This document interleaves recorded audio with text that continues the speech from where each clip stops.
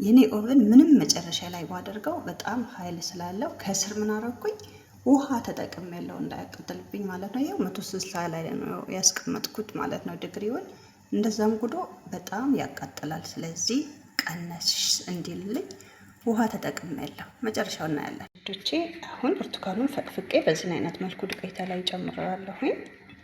ይሄው 50 ግራም ቅቤ 3 እንቁላሌን እጨምራለሁኝ።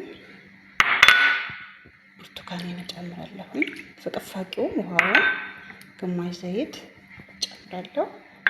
ከዛ ደግሞ ቫኒሊያ 1 የሻይ ማንኪያ እሱ ያው ሽታ እንዲያጠፋልን ነው። የሁሉ መጀመሪያ በማሽን ከመምታታችን በፊት ውህዱን እንደዚህ ቀስ እያለን እናደባልቀዋለን።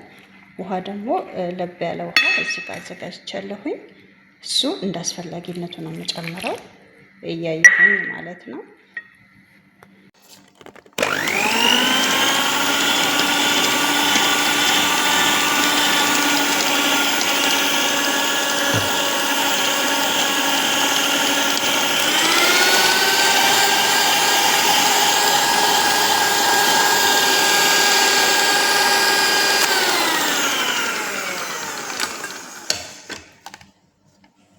ሰላም ጤና ይስጥልኝ።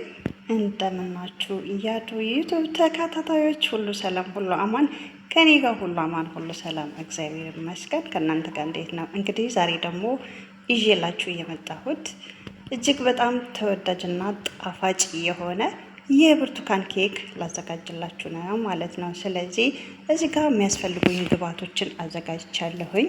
ፉርኖ ዱቄት በዚህ 3 ኩባያ ነፍቻ አዘጋጅቻለሁ ለጊዜ ለመጠቀም። ስኳር ደግሞ በዚህ 3 አዘጋጅቻለሁኝ። ይሄ ኒዶ ወተት ነው።